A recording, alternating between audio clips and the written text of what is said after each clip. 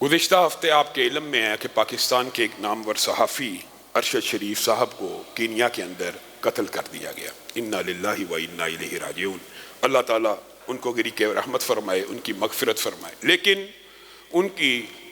اس سارے کے سارے سانحے اور قتل کے بعد پاکستان کے اندر بعض لوگوں نے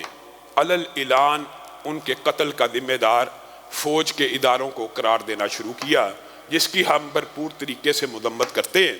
کہ آپ جس ملک کے، جس وطن کے رہائشی ہیں، اگر آپ اسی ملک کے فوج کے سپہ سالار کو غدار یا قاتل کہنا شروع کریں گے تو یہ بات مناسب اور معقول نہیں ہے، بلکہ معاشرے کے اندر افراتفری اور ہیجان پھیلانے والی بات ہے۔ لیکن ایک مطالبہ ہم ان اداروں سے بھی کرتے ہیں کہ اگر علامہ احسان الہی ظہیر شہید کے، مولانا سمیع الحق کے، مولانا عادل کے، بلال خان کے اور اس طرح متعدد لوگوں کے قاتلوں کو یہ ادارے پروب کر کے پکڑ لیتے تو آپ کے اوپر کوئی انگلی نہ اٹھاتا اور آپ کو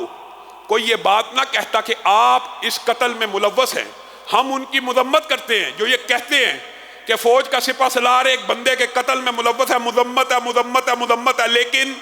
وہ جو سینکڑوں علماء شہید ہوئے ان کے قاتل کہاں ہیں؟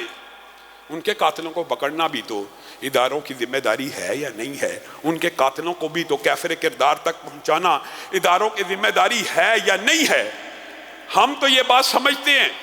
کہ پاکستان کی سیاست آج جس نہج کے اوپر انتقام، گالی گلوچ کے اوپر پہنچ چکی ہے، آپ کا اور میرا نظریہ یہ ہونا چاہیے، نہ نون نہ جنون، رب کی دھرتی، رب کا قانون، یہ ہمارا اور آپ کا نقطہ نظر ہونا چاہیے کہ برائی متحد ہے، برائیاں آپس میں مل جاتی ہیں، اچھائیاں منتشر ہیں۔ پاکستان اسلام کے نام پہ بنا، 75 برس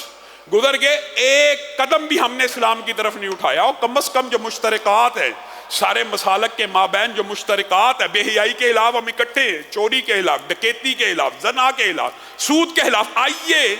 ان اچھائیوں کے اوپر تو متحد ہو جائیے کہ پاکستان سے ان تمام ناسوروں کو اور ان تمام برائیوں کو اور کرپشن کو اور چوری کو، رشوت کو، بدعنوانی کو، بے حیائی کو، زنا کو پاکستان سے مٹانے کے لیے مذہبی جماعتوں کا ایک ہونا ضروری ہے، مذہبی تحریکوں کا۔ سیکولر اور لبرل پارٹیز کبھی بھی، آپ نے اقتدار دے دیا، 75 برس تک آپ نے ان کو اقتدار دیا ہے، کیا تبدیلی آئی ہے؟ کوئی تبدیلی نہیں آئے گی، آئندہ بھی نہیں آئے گی۔ دونوں کو آزما لیں، آپ نے تو خان کو بھی آزما لیا، نون کو بھی آزما لیا، پیپل پارٹی کو بھی آزما لیا، صرف آپ نے اسلام کو نہیں آزمایا۔ یہ آپ کے اوپر بھی افسوس کی بات ہے کہ آپ سیکولر اور لبرل پارٹیوں کو تو آزماتے ہیں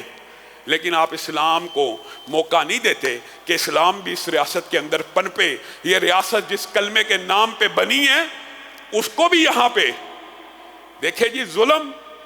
بچے جن رہا ہے کوچہ و بازار میں، انصاف کو بھی صاحب اولاد ہونا چاہیے، اسلام کو بھی اس وطن اور دھرتی کے اندر موقع ملنا چاہیے۔ یہ موقع کس نے دینا ہے؟ یہ موقع آپ نے دینا ہے۔ چھوڑیے ان سیکولر اور لبرل پارٹیز کے قائدین کے جھنڈے اٹھا کے، آپ کو کبھی کچھ نہیں ملنے والا سوائے نامہ اعمال کی سیاہی کے، سوائے نامہ اعمال کی کالک کے، سوائے مسلمان بھائیوں کو گالیاں دینے کے۔ عجیب و غریب سیاست کے اندر کلچر آ گیا ہے، علماء کو گالی، مولوی کو گالی، سیاسی مخالف کو گالی، ہر بندہ جو کسی کے لیڈر سے متفق نہیں ہے وہ چور ہے، وہ بے ایمان ہے، وہ کرپٹ ہے۔ اللہ تعالی ہم سب کو ہدایت نصیب فرمائے۔